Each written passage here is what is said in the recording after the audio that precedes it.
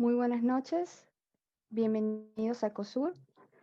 El día de hoy vamos a hablar de un tema que creo que es uno de los temas que a veces, a pesar que mucho asusta a los cardiólogos y a los arritmólogos, creo que es uno de los temas más apasionantes porque creo que es una entidad que engloba todo el aspecto clínico de lo que uno ha estudiado en la carrera de cardiólogo, de clínico y de pediatra, y me parece que es una forma, vamos a ver que es casi un juego de investigación en el cual uno tiene que involucrarse mucho en la historia clínica del paciente para poder arribar a un diagnóstico y un tratamiento.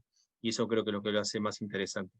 Así que espero que les pueda dar un poco las pautas de cómo manejarse y cómo encarar la evaluación de un paciente con síncope y en base a eso, cómo poder arrimar más un diagnóstico y un tratamiento adecuado. Lo más importante del síncope es entender la definición, porque muchas veces, como vamos a ver ahora más adelante, hay muchas entidades que a veces pueden simular un cuadro sincopal y uno creer erróneamente que es un síncope y viceversa, cuadros que no son síncope, que son síncope y uno interpretar que puede haber sido, por ejemplo, una convulsión. Entonces, cuando hablamos de síncope, hay tres conceptos que incluye la definición de síncope que son importantes tener en cuenta. Primero, que es una pérdida súbita de la conciencia, o sea, es un cuadro súbito que es breve habitualmente, o sea que no duran horas, y está asociado generalmente con la pérdida del tono postural, y una causa que es muy importante, que la recuperación del cuadro ad integrum se da en forma espontánea sin mediar ningún y revierte el cuadro clínico. Por ejemplo, si yo tengo una convulsión, muchas veces para revertirla uno usa una medicación o un paro cardíaco, uno hace RCP y sale al paciente del cuadro de pérdida de conciencia. O sea, estos son cuadros súbitos, transitorios, con recuperación ad integrum, sin mediar ninguna intervención médica, y la causa por la cual una persona se sincopa, en todos los casos, se da por un hipoflujo cerebral. Y como vamos a ver más adelante, hay muchas entidades que pueden llevarnos a nosotros a poder tener un hipoflujo cerebral y de esa forma tener un cuadro sincopal. Gran parte de la charla tomé como guía las últimas guías publicadas de síncope, que me parece que son muy claras y la verdad que es un muy buen resumen, digamos, de lo que está publicado al día de la fecha, con lo cual se lo recomiendo que le interese lo pueda leer.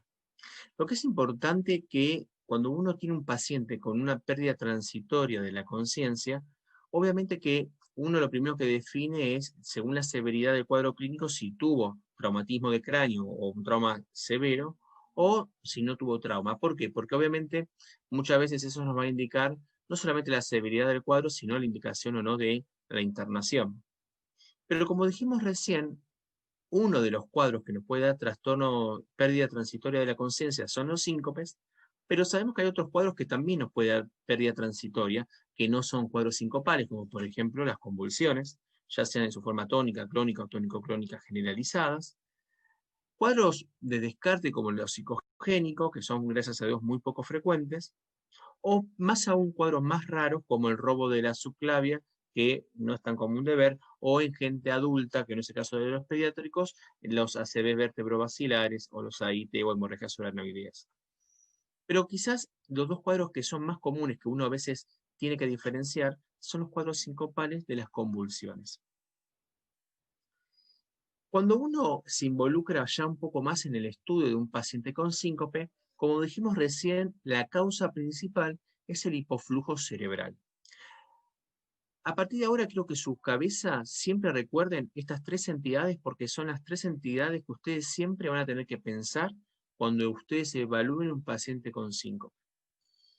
Mecanismos por los cuales una persona puede desarrollar hipoflujo cerebral tenemos. El más común en la pediatría es lo que nosotros denominamos como síncope reflejo o lo más comúnmente denominado síncope neuromediado o el viejo clásico vasovagal.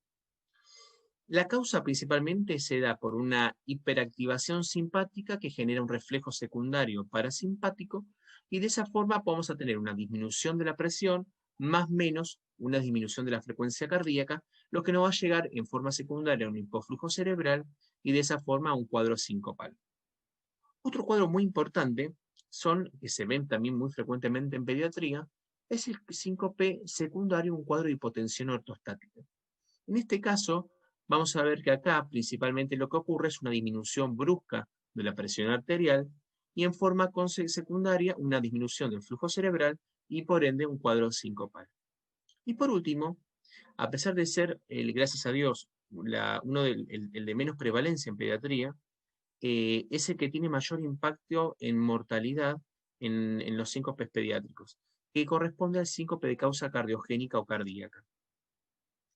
El síncope cardiogénico, como vamos a ver más adelante, la causa puede ser variable. Puede ser por arritmias, que hacen que la frecuencia suba o baja mucho y que no se perfunda bien el cerebro, o por alteraciones estructurales cardíacas que hacen que reduzca el flujo cerebral en forma secundaria, como vamos a ver más adelante.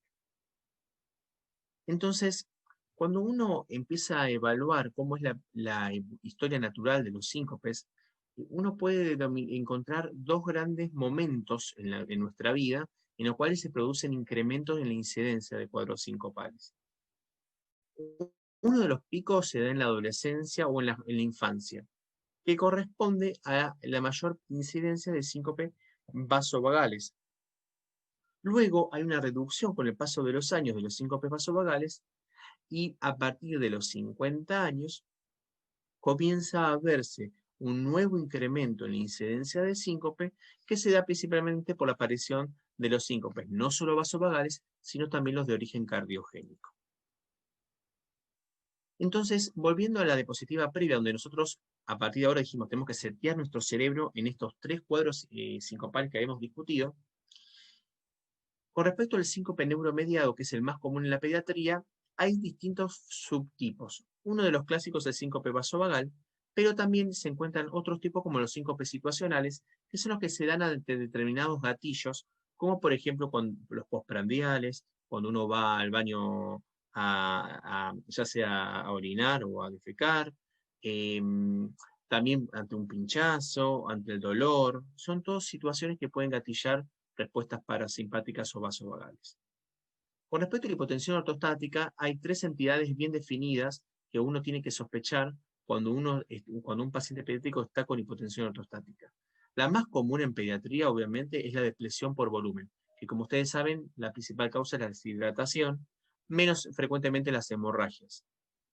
La segunda causa que también tiene que pensar, que se ve sobre todo en los pacientes cardiópatas o que están medicados con drogas hipotensivas, es la medicamentosa, ¿sí? Todo paciente que está tratado con antihipertensivos está expuesto a un riesgo de poder desarrollar en algún momento de su vida cuadros de hipotensión ortostática. Y mucho menos frecuentemente es el desarrollo de disautonomías.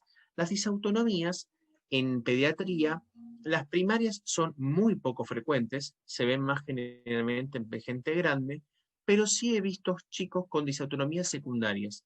Pueden ser por diabetes, pero principalmente por tumores cerebrales, que al afectar el hipotálamo o el tálamo pueden generar cuadro de disautonomía central.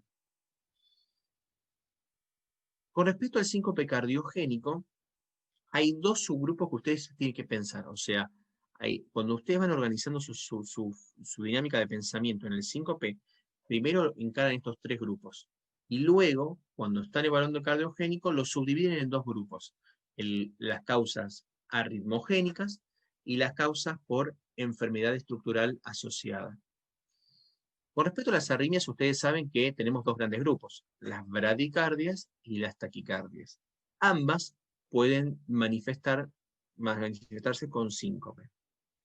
Las bradicardias tenemos los que desarrollan enfermedad por el nodo sinusal o los que desarrollan bloqueo AB.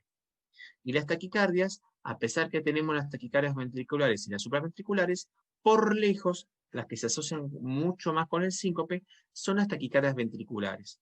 Y dentro de las taquicardias ventriculares, cuando no hay cardiopatía, las que se asocian con síncope son las polimorfas, y cuando hay cardiopatía, tanto las monomorfas como las polimorfas.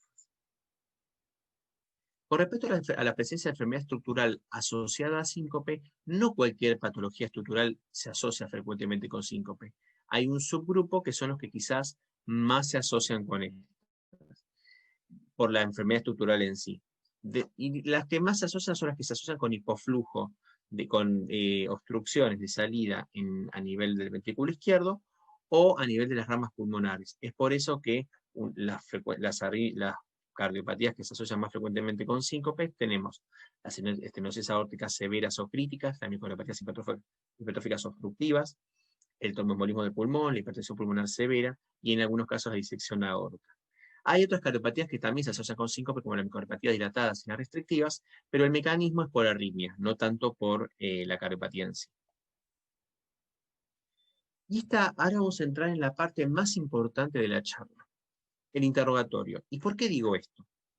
Porque la clave de uno poder hacer un diagnóstico lo más certero posible de la etiología del síncope radica en un muy buen interrogatorio. Si ustedes hacen bien esta parte, tienen el 70 al 80% del diagnóstico de todos los síncopes que ustedes vean resueltos, o por lo menos orientados. Cuando uno tiene que hacer un interrogatorio, yo siempre le aconsejo lo siguiente: sigan un orden, porque si ustedes siguen un orden, menos chance van a haber de que ustedes se pierdan de preguntar algo. Y un orden que me parece piola es arrancar por el pretest que tiene el paciente, o sea, los antecedentes de toda causa que pueda tener el paciente asociada al síncope, del evento sincopal, de la previa al síncope, del episodio sincopal en sí y del post-episodio del síncope. Si siguen ese orden, menos chances van a haber de que ustedes se pierdan de preguntar algo. Con respecto a la edad, ustedes van a ver pacientes pediátricos, con lo cual quizás es importante tener en cuenta que en la gente joven la prevalencia de, de síncope vasovagal es mucho mayor que en la gente mayor. Sin embargo, acuérdense que el síncope cardiogénico también es una causa que existe y que tiene alta mortalidad en los chicos cuando se presenta. Siempre preguntar por antecedentes personales del paciente. Muy importante en pediatría, preguntar por la historia familiar de muerte súbita, canalopatías, enfermedad coronaria en los adolescentes sobre todo, antecedentes de enfermedades cardiovasculares, sobre todo en pediatría, obviamente de cardiopatías congénitas, si tiene antecedentes de tumores cerebrales, de cuadros epilépticos, si el paciente viene medicado. ¿Por qué? Por lo que hablamos de la hipotensión ortostática. Si el paciente viene con enalapril, con betabloqueantes, con espironolactona, con furosemida, y es un paciente que va a tener más riesgo de poder tener un cuadro de sincopal. Obviamente en pediatría el alcohol y las drogas ilícitas, que cada vez ustedes saben que se está viendo mayor incidencia de este uso de estas sustancias en los chicos.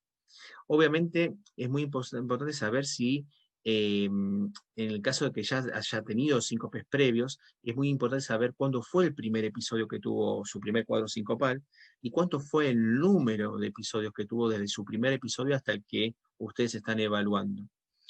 ¿Por qué es importante esto? Porque cuando uno tiene múltiples episodios en muy corto tiempo, por ejemplo, el paciente hace un mes tuvo 3 cuadros sincopales en el último mes y previamente nunca había tenido nada. Bueno, en ese caso, tienen que estar obligados a sospechar y a descartar alguna etiología grave, como por ejemplo, un síncope cardiogénico.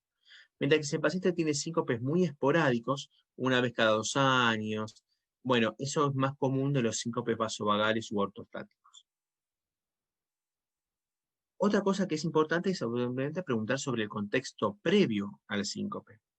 Es lo que nosotros llamamos en qué situación se dio el síncope.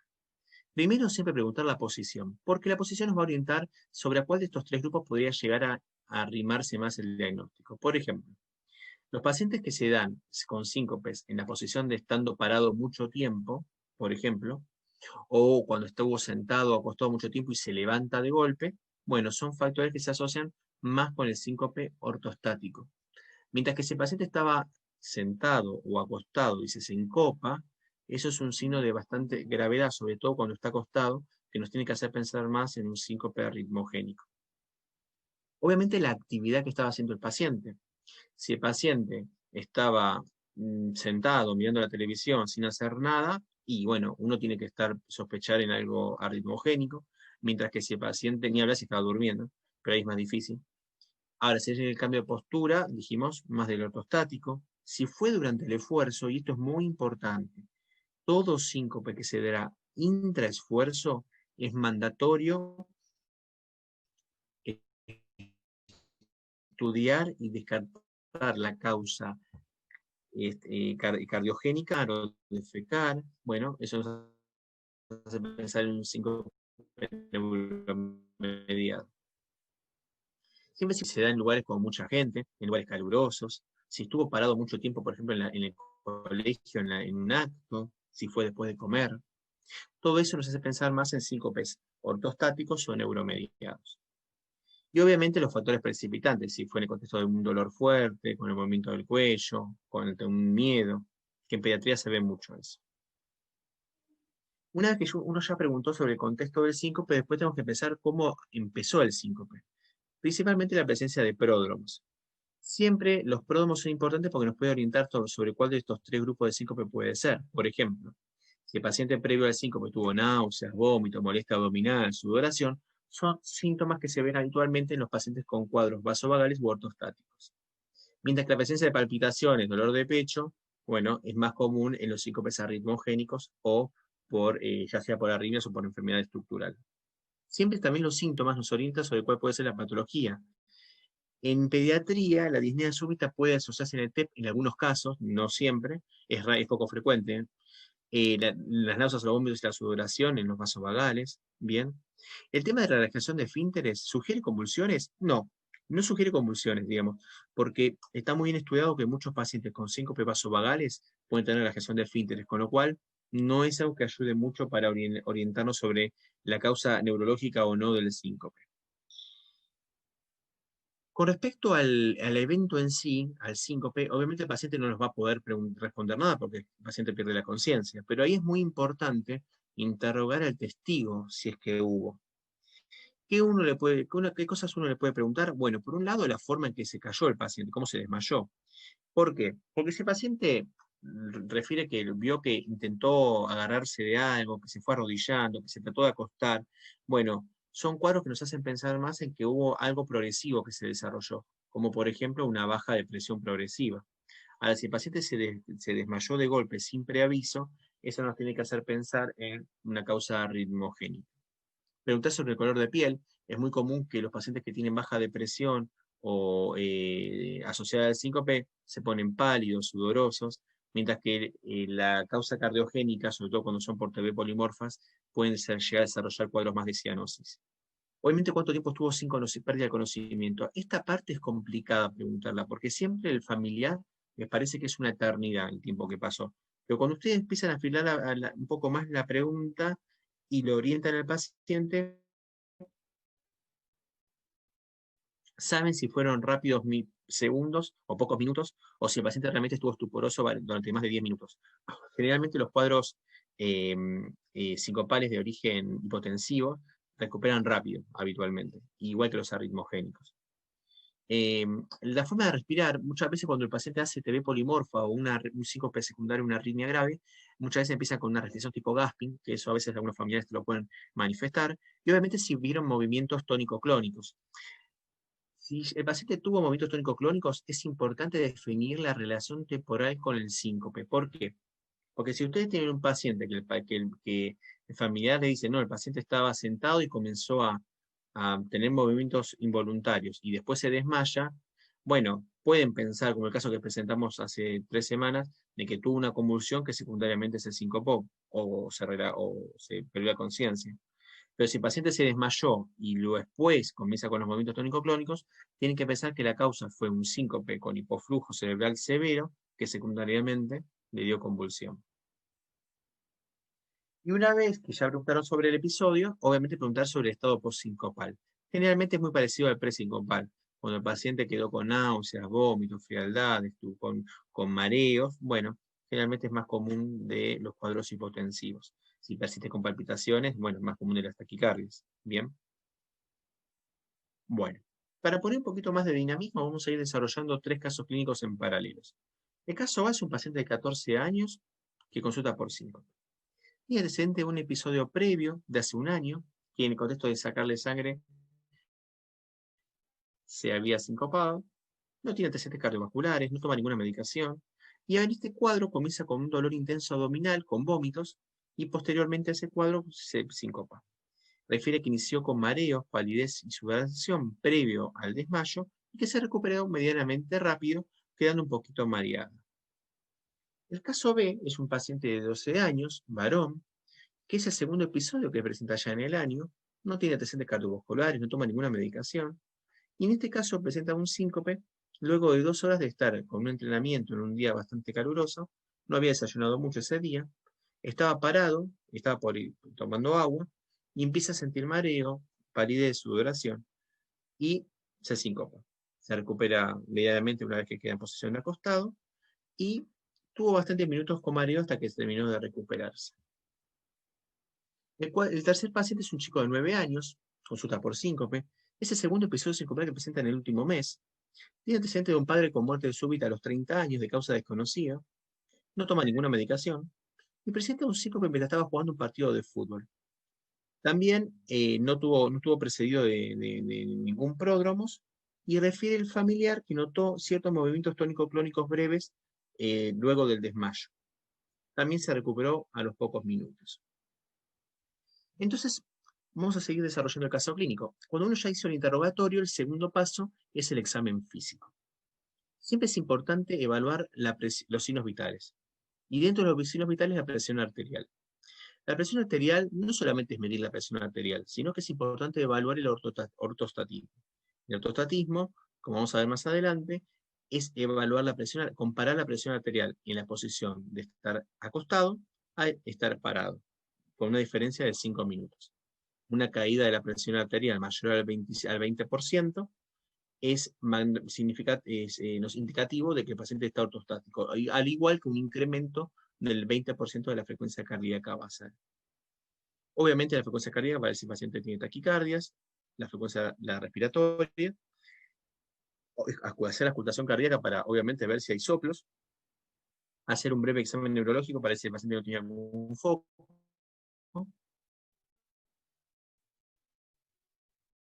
y obviamente detectar signos indirectos de emoción. En nuestro caso, el primer caso, el paciente tenía silencios libres, una presión de 160, no estaba ortostático. En el segundo caso, el paciente acostado tenía una presión de 110-60 y parado 70-50. Este caso podemos decir que el paciente sí presentaba ortostatismo. Y en el último caso, el paciente tenía todos los signos vitales y el examen físico normal. En tercer lugar está el electrocardiograma. El electrocardiograma es una herramienta muy importante en el estudio de un paciente con síncope, porque, como nosotros vimos, hemos visto que una de las causas importantes de síncope cardiogénico son las arritmias. Y el electrocardiograma es un primer abordaje simple para poder estudiar esta parte. ¿Qué es lo que nosotros vamos a evaluar en el electrocardiograma? Bueno, todos los signos que nos pueden hacer sospechar en un sustrato arritmogénico como causa del síncope, como por ejemplo la presencia de bloqueo bifascicular, QRS anchos, bloqueos B de segundo grado, ya sea MOVIX 1 o MOVIX 2, bradicardia sinusal o pausa mayores de 3 segundos como una manifestación de enfermedad del nodo sinusal, la presencia de TB no sostenida, o Wolf.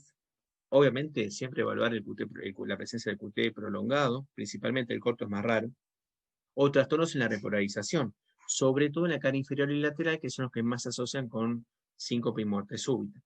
Obviamente, ver si el paciente tiene alguna patente de Brugada, o alteraciones sugestivas de displasia arritmogénica del ventrículo derecho, como la presencia de onda T negativa de B1 a B4. Y en pediatría no ocurre, es muy poco frecuente, la presencia de onda Q sugestivas de infarto. Para ver algunos ejemplos, por ejemplo, acá tenemos un paciente, ¿sí?, con un electrocardiograma que lo que se observa es la presencia de un QRS ancho, ¿bien?, con una patente de bloqueo de la imagen de rama izquierda, ¿sí?, con un PR de casi 180 milisegundos, 190 milisegundos, que nos hace pensar en un trastorno eléctrico que muchas veces no solamente se asocia con un problema en el sistema eléctrico, sino que también se puede asociar con la presencia de otras cardiopatías, con lo cual en estos casos es mandatorio, obviamente, completar con un ecocardiograma el estudio del paciente. Dice que en este caso tenemos en B1, perdón, bloqueo de rama derecha, en B1, con eje de mi bloqueo anterior. Bien. Como dijimos, también es muy importante evaluar la presencia de QT prolongado. Fíjense en este caso cómo la onda T prácticamente termina casi en el inicio de la onda P siguiente, y siempre, ante un paciente con síncope, y sobre todo cuando las características de síncope pueden ser sugestivas de un cuadro cardiogénico o arritmogénico, es mandatorio siempre medir el QT. Y cuando midan el QT, es importante que el QT lo hagan corregido, ¿sí? La fórmula que se usa habitualmente es la fórmula de Bassett, que hoy en día en cualquier celular hay aplicaciones que ustedes la pueden bajar si no se acuerdan la fórmula para poder calcular. Otra cosa, obviamente, puede ser la bradicardia sinusal, o por ejemplo, un síndrome de taquibradi, en el cual el paciente puede presentar pausas abruptas posterior a una taquicardia. Acá hay otro ejemplo. Estos son todos signos de enfermedad del nodo sinusal.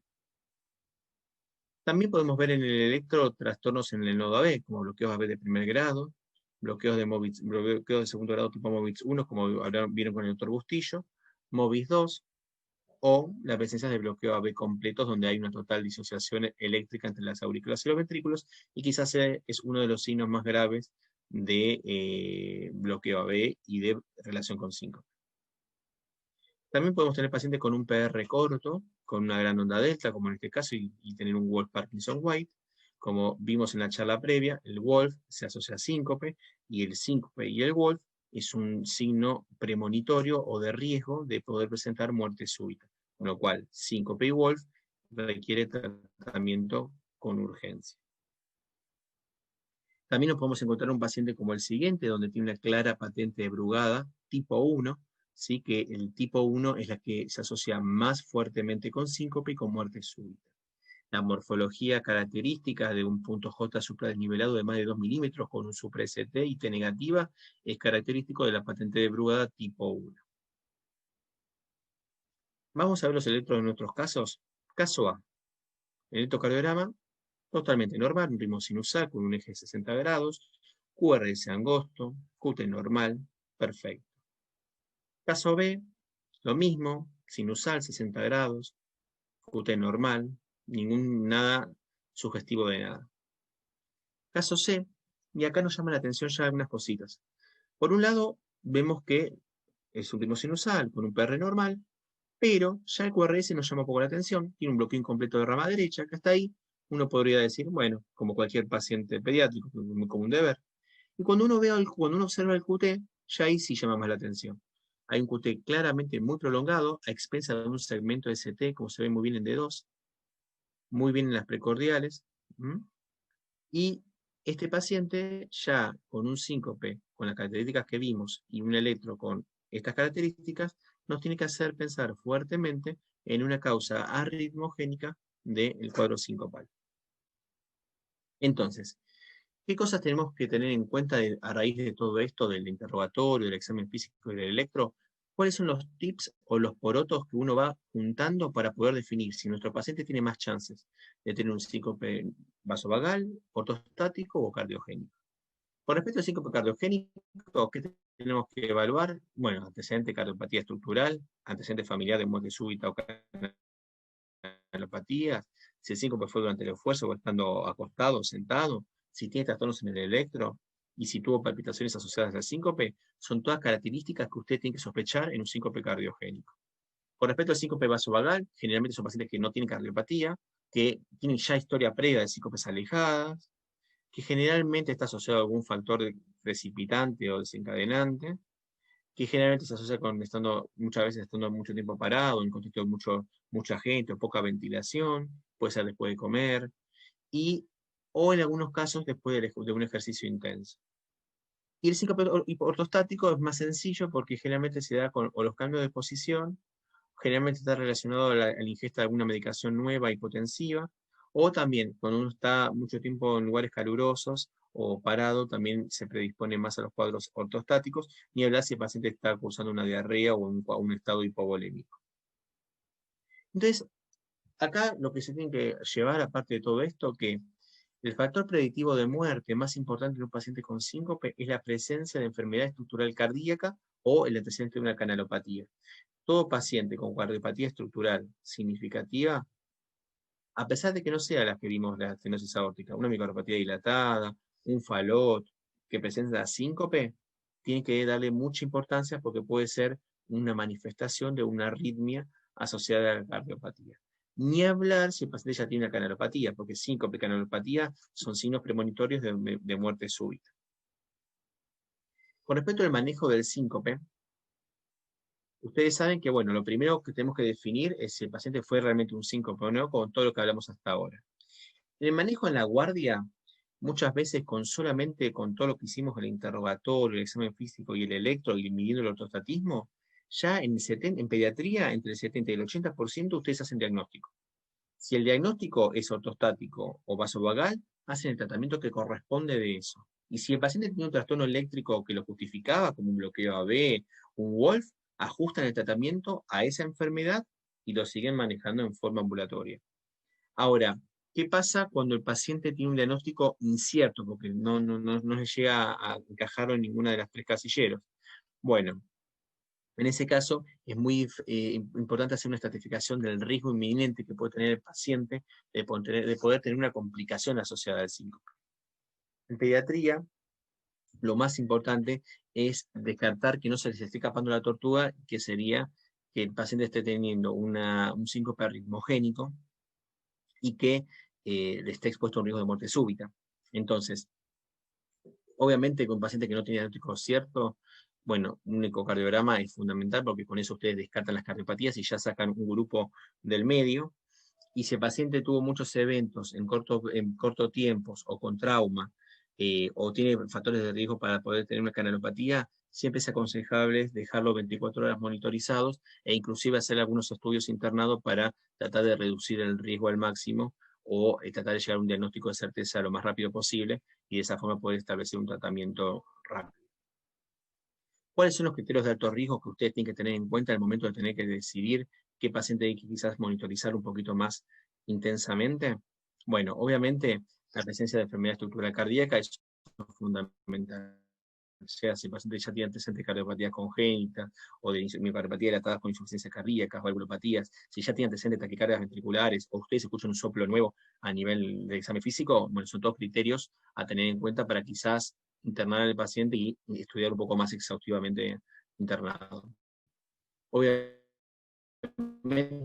si tuvo palpitaciones asociadas al síncope, bien, o si fue con el esfuerzo, el síncope del paciente. Ni hablar si el paciente tiene una hipotensión severa, porque si tiene una hipotensión severa ya hay que internarlo para tratarlo, o al igual que si tiene signo de sangrado. Y obviamente en el electro cualquiera de los hallazgos que vimos de alteración en el nodo AB, de vena sostenida, corte prolongado, excitación y síncope, brugada, si el paciente tiene puesto un marcapasos, bueno, todos esos cuadros requieren internación porque hay que resolverlos en el momento y no manejarlos por forma ambulatoria. Después hay criterios menores que por sí solos quizás no son tan importantes, pero en la sumatoria de otras cosas quizás ayuden en algunos casos a definir la internación, como por ejemplo la ausencia de pródromos, si ya tiene antecedentes familiares de muerte súbita en personas menores de 40 años, si el síncope fue sentado, o si tiene alteraciones en el electro, pero que digamos no son tan severas como una TPS o una FA, o un bloqueo de segundo grado tipo MOVITS 1, bien, o un brugada típico, ¿no? Un tipo 1, un tipo 2, bien. Pero bueno, como dijimos recién, muchas veces solo con el examen físico, el interrogatorio y el electro no es suficiente para llegar a un diagnóstico y muchas veces uno tiene que recurrir a estudios complementarios para seguir investigando nuestro paciente. Dentro de los estudios complementarios, uno de los muy importantes es el ecocardiograma Doppler, porque es el que nos permite estudiar una de las ramas del síncope cardiogénico, que es la presencia de enfermedad estructural. Tener un estudio ecocardiograma normal ya por lo menos nos descarta un montón de patologías responsables. La ergometría es importante sobre todo en aquellos pacientes que tienen síncope asociado al esfuerzo. En este caso es mandatorio una ergometría porque, por ejemplo, si el paciente tiene una CPVT, una taquicardia catecolamínérgica, la ergometría es fundamental para establecer un diagnóstico. O si el paciente tiene un QT prolongado tipo 1, es re importante. ¿Por qué? Porque en el electrocardiograma de base quizás el QT es normal, pero vos en la ergometría exponés la prolongación del QT como se ve habitualmente en el tipo 1. Por otro lado, también uno puede estresar el nodo AB. Si el paciente tiene un bloqueo AB de segundo grado MOVITS 1 y tuvo un síncope asociado al esfuerzo, bueno, quizás el chico cuando estresa el nodo AB con mayor esfuerzo puede hacer bloqueos de alto grado. También cuando uno tiene que evaluar el ortostatismo, bueno, ya hemos visto que una de las formas de evaluarlo es en el consultorio, ¿no? Obviamente con el cambio de posición, como yo les expliqué hace un ratito, pero en algunos casos, cuando uno tiene alguna duda o quiere tratar tiene una manifestación muy atípica, a pesar que hoy en día cada vez se usa menos, existe la posibilidad de hacer un tilt test, que el tilt test es la prueba de la cama basculante, en el cual el paciente, bueno, se le va registrando la presión y la frecuencia cardíaca, y lo ideal sería hacer un latido a latido, pero bueno, no siempre se puede. Y de esa forma uno va viendo si se observa una disminución abrupta, digamos, ya sea de la presión arterial o de la frecuencia cardíaca, reproduciendo los síntomas, ¿no? Además, también nos permite de hacer diagnóstico del síndrome de POTS, que es el síndrome de taquicardia sinusal postural ortostática, que es la única forma de ponerlo de manifiesto con un tilt test. Y, y en algunos casos, bueno, se puede hacer sensibilizado con NTG, que es lo que más se usa, o isoproterenol. Respuestas tienen múltiples respuestas. Lo que es importante es que hay 3 tipos de respuestas, 4 tipos de respuestas. La más común en pediatría es la mixta, que es la caída de la frecuencia arterial y la presión arterial, o la vasopresora, que es cuando cae solo la presión arterial. Sin embargo, hay algunos casos en los cuales los chicos pueden tener un predominante componente cardioinhibidor y en algunos casos presentar asistolias de hasta más de 20 segundos hemos tenido, o bloqueos AV paroxísticos. Todos en el contexto de un estrés ortostático o vasovagal. Obviamente que una respuesta negativa no excluye que el paciente haya tenido un cuadro vagal, una alta sensibilidad y una especificidad. Solamente es un estudio que en algunos casos particulares nos puede ayudar un poco a sumar un poroto para el diagnóstico de alguna sospecha clínica que uno tenga. Bien. Y esto me parece que es importante para reflejar esto que yo les digo. Si el paciente tiene un cuadro vasovagal típico, ¿sí? Y yo le hago un tilt test, hay altas chances que yo pueda tener un tilt test positivo. Pero fíjense que a pesar de eso, puedo tener algún subgrupo de pacientes que igual le dé el tilt test negativo. Por eso un tilt test negativo no descarta que el paciente tenga síncopes vasovagales, no lo descarta. Y peor aún, fíjense que en varios trabajos que han hecho tilt test en pacientes con síncopes que tenían causa cardiogénica, hasta casi el 50% tiene tilt test positivo, con lo cual te pueden barrar la cancha, porque vos haces un tilt test positivo, y bueno, fue un síncope vasovagal y no, era un síncope cardiogénico.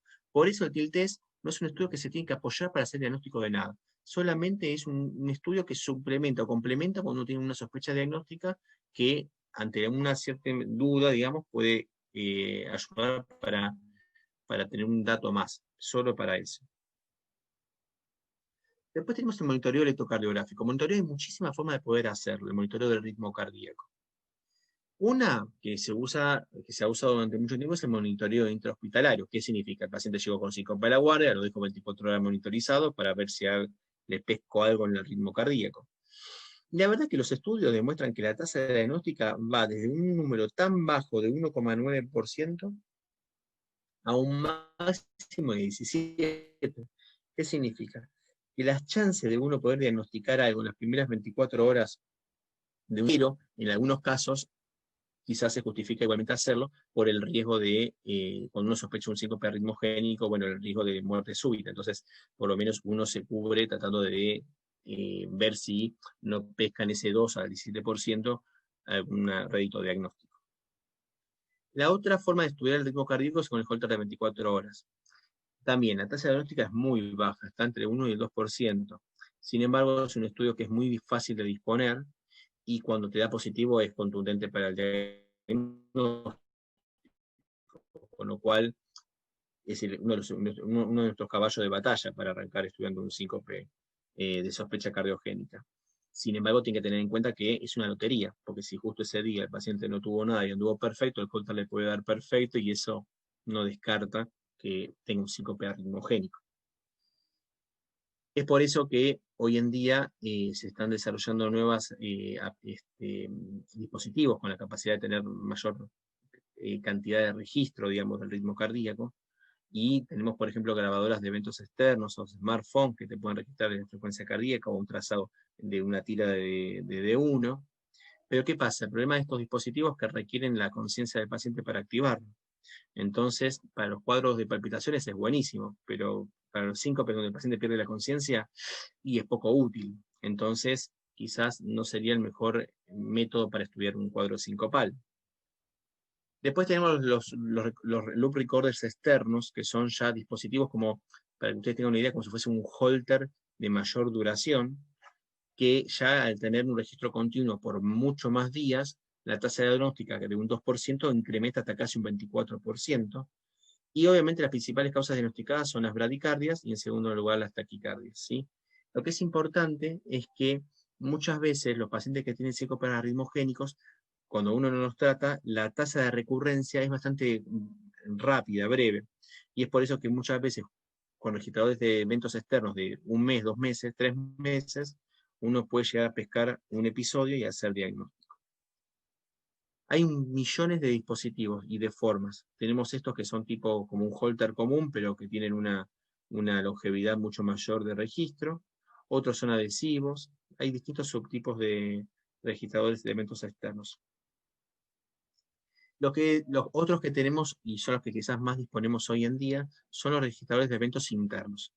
Los registradores de eventos internos son unos pequeños dispositivos que tienen el tamaño de la mitad de un dedo índice, chatitos, bien chiquititos, que hoy en día vienen con un dispositivo que casi se coloca como en forma de una como inyectable, digamos con una mínima incisión debajo del subcutáneo, que estos registradores de eventos son un registro también de una tira tipo electrocardiográfica, que en vez de que tiene una durabilidad de 2 a 3 años. Entonces, durante 2 y 3 años, continuamente estos dispositivos van grabando el ritmo cardíaco del paciente y ante la presencia de determinados parámetros que uno programa, guarda los eventos, ya sea si tuvo o no tuvo síncope, para que uno después los pueda interrogar. A su vez, los nuevos dispositivos, que son estos chiquititos que están acá, tienen la capacidad de estar linkeados con los celulares para que inmediatamente, día a día, le vaya informando al médico si presentó algún evento arritmogénico. ¿Qué pasa? Al ser un registro más prolongado, la tasa de diagnóstica se incrementa hasta un 35% de los chicos, de los pacientes con síncope de causa no aclarada. Con lo cual, estos dispositivos son muy utilizados por nosotros, los arritmólogos, sobre todo para los síncopes con sospecha arritmogénica sin causa determinada. Hay un montón de poblaciones en adultos que se han estudiado estos dispositivos. Los parámetros que habitualmente se utilizan para definir causa del síncope arritmogénico son pausas mayores a 3 segundos en adolescentes o adultos, taquicardias supraventriculares más de 160 en adultos. En pediatrías, generalmente las taquicardias supraventriculares tienen que ser arriba de 240 por minuto para que sean descompensantes. O la presencia de taquicardias ventriculares. Esta es para que ustedes vean cómo se ven los registros. Por ejemplo, acá tenemos un paciente que viene con ritmo sinusal. Esto es como se ve el registro de de estos dispositivos. El paciente empieza con estacítoles ventriculares y en forma abrupta gatilla una taquicardia QRS ancha. Fíjense que la taquicardia persistió durante mucho tiempo. Bien. Este es otro paciente que presentó registros de fibrilación auricular paroxística de alta respuesta. Este es otro paciente que presentó bradicardia sinusal a frecuencias cardíacas de casi 40 por minuto. O, por ejemplo, este otro paciente con pausas sinusales. Bien, el estudio electrofisiológico es otra forma que uno tiene para estudiar los pacientes con síncope. Pero, ¿qué pasa? En pediatría, ya en adultos, la única población, digamos, que se sigue estudiando, digamos, principalmente son los pacientes con bloqueo bifasciculares añosos con síncope o pacientes con alguna cardiopatía para certificación de riesgo de muerte súbita. Pero en pediatría la utilidad es muy, muy, muy baja, muy poco evaluada. La mayoría de los chicos que tienen enfermedades en el sistema eléctrico ya son diagnosticados en un electro, en un holter. Es raro ver un bloqueo bifascicular con síncope en pediatría, es muy raro. Pero bueno, si alguna vez les toca, lo pueden utilizar como un estudio. Sí, hay un subgrupo de pacientes que a veces nosotros lo podemos utilizar, que son aquellos pacientes con cardiopatía congénita, principalmente la tetralogía de Fallot, que es la más utilizada, que Chiari, que es uno de los especialistas en arritmias que más estudió el Fallot y la estratificación de riesgo de muerte súbita, ha demostrado que la inducción de TB en un paciente con alto riesgo de muerte súbita con Fallot podría ayudar para definir la indicación de un CDI en prevención primaria. El uso del estudio fisiológico para estratificación de riesgo en brugada en pediatría, muy discutido en el mundo. En la conducta que nosotros tomamos en el hospital no lo usamos de rutina para nada, pero bueno, en algún caso en particular dudoso con cuadros sincopales, en muchos lugares del mundo, sobre todo en la escuela de brugada, lo utilizan, y en pediatría también. Bien, ahora ya tenemos todo estudiado el paciente. Bueno, si tenemos que organizar todo lo que tenemos hasta ahora, ¿de qué forma podemos tener un flujograma de manejo del síncope en general? Primero, si cuando estamos en la guardia y el paciente cayó con un cuadro sincopal, todo lo que hablamos recién. Principalmente siempre interrogatorio, examen físico, evaluar ortostatismo y el electrocardiograma. Si el paciente cumple criterios de alto riesgo, considérenlo internar para 24 horas de monitoreo y hacer algunos estudios internados que ustedes consideren mandatorios, según el cuadro sincopal. Puede ser desde un Holter, una ergometría, un ecocardiograma o una interconsulta con un arritmólogo. Si no tiene criterios de alto riesgo, uno lo puede hacer en manejo ambulatorio. Si con todos estos estudios que ustedes hicieron en la guardia hacen un diagnóstico definitivo, ya sea, por ejemplo, síncope vasovagal, el paciente estaba ortostático, o tuvo un bloqueo de completo, o lo que fuera, bueno, hacen el tratamiento específico para cada una de las enfermedades. Ahora, si el paciente no llegan con esas cosas a un diagnóstico de certeza, bueno, arrancamos con un monitoreo, un ecocardiograma, y los test guiados según la sospecha diagnóstica, Holter, ergo, o eventualmente un loop recorder. Si llegan a un diagnóstico de certeza con eso, tratamiento. Si siguen, si todos los estudios son normales, bueno, en ese caso, si fue el primer episodio, lo pueden seguir controlando por ambulatorio. Si son muy frecuentes, ahí ustedes pueden considerar el implante de un registrador de eventos, si el diagnóstico no es claro. Si en el ecocardiograma el paciente tiene cardiopatía, obviamente siempre hay que hacer una estratificación de riesgo de muerte súbita para considerar el implante o no de un CDI, pero en líneas generales tienen que ser cardiopatías bien definidas, ¿no? Digamos, una hipertrófica, un falot, una cardiopatía dilatada, sin no cualquier cardiopatía, obviamente, ¿no? O ante la duda, un estudio electrofisiológico. Si todo es negativo, siempre considerar el implante de un registrador de eventos implantables. Entonces, para terminar, vamos a ver un poco cómo es el tratamiento, el manejo. Con respecto al síncope neuromediado, que es el que ustedes van a ver más en pediatría, una cosa que es re importante que siempre yo le enseño a los pacientes es las medidas higiénico-dietéticas y de cambio de vida, de calidad, de medidas en el estilo de vida, que ayudan a reducir los eventos o por lo menos no ser tan severos. ¿Cuáles son?